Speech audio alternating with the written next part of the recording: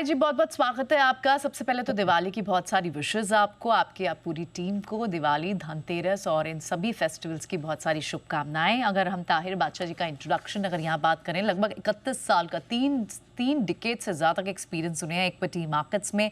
8 साल से वो इन्वेस्को म्यूचुअल फंड के साथ ही जुड़े हुए हैं और इनका प्रीवियस रोल जो था उससे पहले वो मोतीलाल ओसवाल एएमसी के हेड ऑफ इक्विटीज़ थे और साथ ही इन्होंने Kotak Mahindra investment advisors, ICICI Prudential और अलायंस कैपिटल मैनेजमेंट में भी के साथ जैसी कंपनियों के साथ भी काम किया है।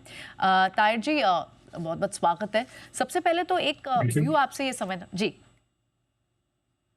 No, please go ahead. सबसे पहले तो आपसे एक व्यू समझना चाहेंगे कि आप अब तक जो आ रही हैं कॉर्पोरेट अर्निंग्स, उन्हें किस तरह से देख रहे हैं। अगर पिछली दिवाली से इस दिवाली तक की बात करें तो बड़ा डैमेज इंडियन मार्केट्स को ऑफकोर्स एफआईज के सेलिंग का तो रहा है, दूसरा रहा है कि जो स्लगिश, तो जो ढीली पड़ती हुई हमारी कॉर्पोरेट अर्निंग्स थी। लेकिन इस क्वार्टर में क्या कहाँ कहाँ आपको ग्रीन शूट्स दिखाई दे रहे हैं, कहाँ कहाँ ऐसे स्पेसेस हैं जहाँ आपको दिख रहा है कि चीज़ें बदली हैं और H2 में जो रिकवरी की बात बार बार की जा रही थी वो अब वाकई में दिखने लगी है? पहले तो नमस्कार।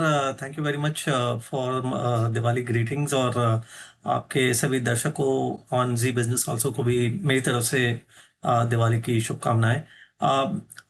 वेल, जहाँ तक अर्निंग्स की बात है, आई थिंक अभी भी सीजन सिर्फ शुरू हुआ है। वी हैव सीन ओनली एक स्लिवर देखा है हमने। कुछ हद तक टेक कंपनीज और कुछ एफएमसीजी की आंकड़े हमने देखे हैं, तो there is a lot to go as far as the overall result season is concern. लेकिन अब तक जो हमने देखा है, आई थिंक कुछ हद तक मुझे लगता है कि एक्सपेक्टेशन से थोड़ा हल्का सा बेटर रहा है, particularly as far as tech is concern, जहाँ पे थोड़ी एक इम्प्रूवमेंट डेफिनेटली नजर आई है।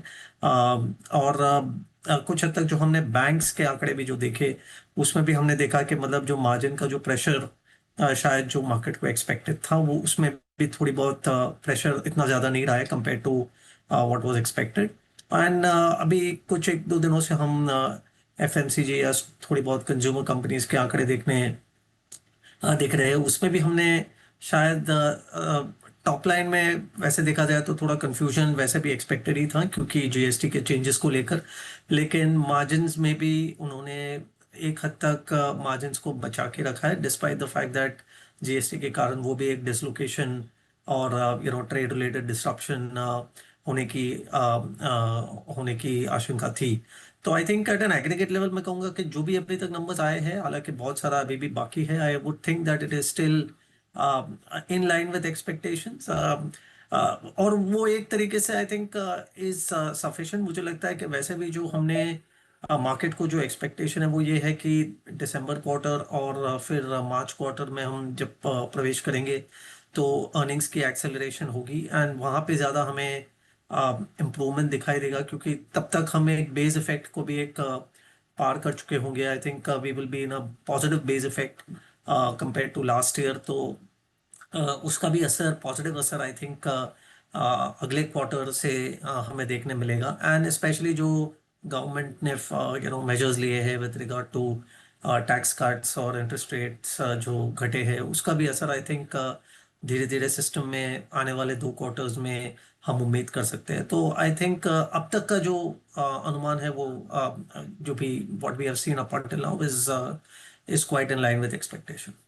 ठीक है, अभी तक तो जो नतीजे आए हैं अनुमान के मुताबिक ही रहे, तो ये तो बात हुई नतीजों की। लेकिन सब एफआईआईज के ऊपर मेरा अगला सवाल होगा, ये जो थोड़ी बहुत बाइंग अब दिखना शुरू हुई है उनकी तरफ से, इनकी तरफ से इंटरेस्ट आपको कैसा नज़र आ रहा है और क्या अब आप देख रहे हैं जल्द ही एफआईआईज वापस से भारतीय बाजारों में लौटते दिखाई दे रहे हैं?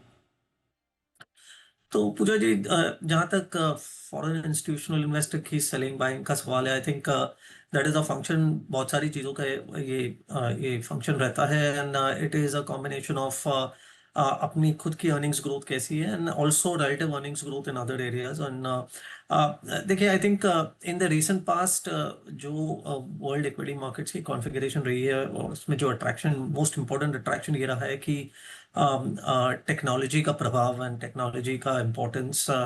कौन सी ऐसी इकोनॉमीज है जहाँ पे टेक्नोलॉजी, स्पेशली आप अगर एआई की बात करें, सेमीकंडक्टर्स की बात करें, इंटरनेट की बात करें, तो I think that those parts are the more exciting parts the world over, क्योंकि वहाँ पे सबसे ज़्यादा बड़ा इन्वेस्टमेंट हो रहा है, बड़ा चेंज आने की उम्मीद है। तो I think in that regard India की जो इकोनॉमी है वो एक हद तक हमें वो जो फ्लेवर है वो नहीं प्रोवाइड करती। हम आईटी सर्विसेज के लिए माहिर है, but not in the other cutting edge technology areas.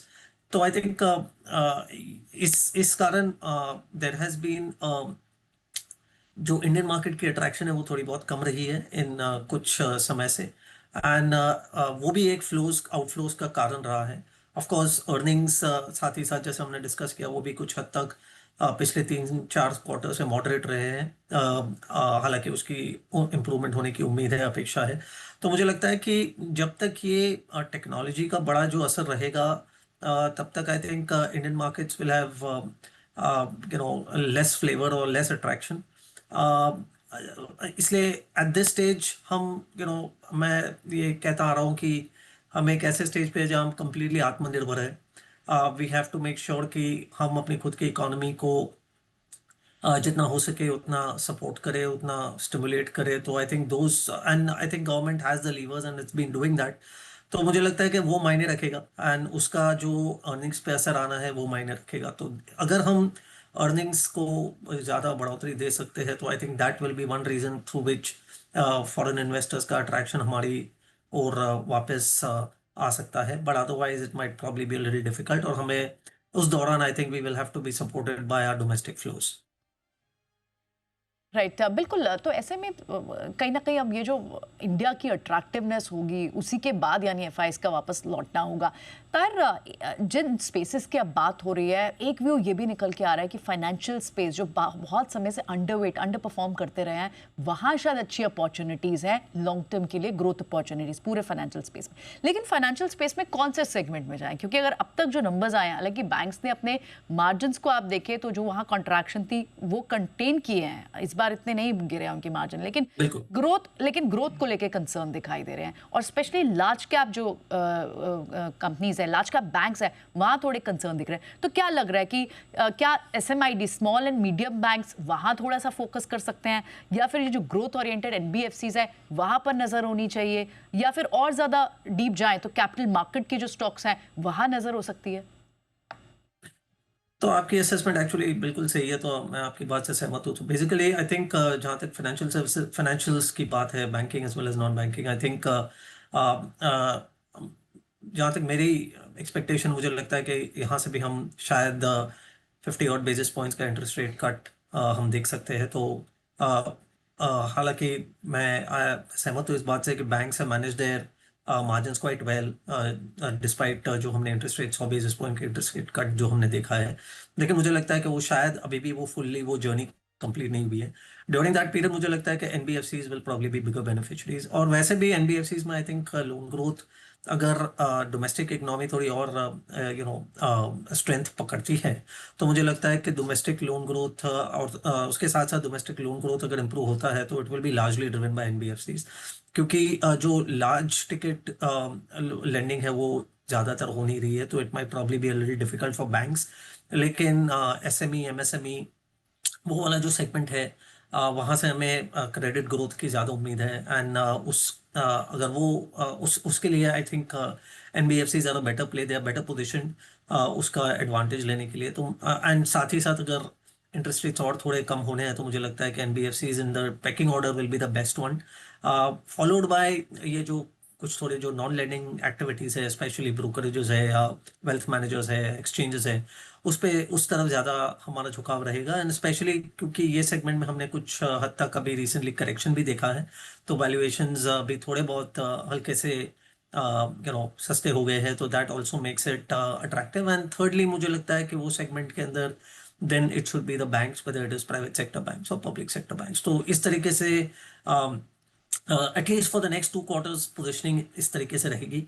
As soon as हम उस मकाम तक पहुंच जाते हैं जहां ऐसा लगता है कि interest rate cut by and large has been completely done, तो मुझे लगता है कि then afterwards banks particularly private and public sector banks both should probably do better than NBFCs और capital market वाली जो कंपनीज है उससे। बिल्कुल। तो इंटरेस्टिंग ट्रेंड यहाँ पर बीएफएसआई स्पेस को लेकर काफ़ी इंटरेस्टिंग व्यू यहाँ पर शेयर किया कि जब तक रेट कट का असर है तब तक फिलहाल बैंक लोएस्ट प्रायोरिटी पर रहेंगे। ऐसे में आप NBFCs और मार्केट इंफ्रा स्टॉक्स पर नज़र रखिए। ताहिर साहब, बहुत बहुत धन्यवाद आपका आज समय देने के लिए और अपने व्यूज़ हमारे दर्शकों के साथ शेयर करने के लिए।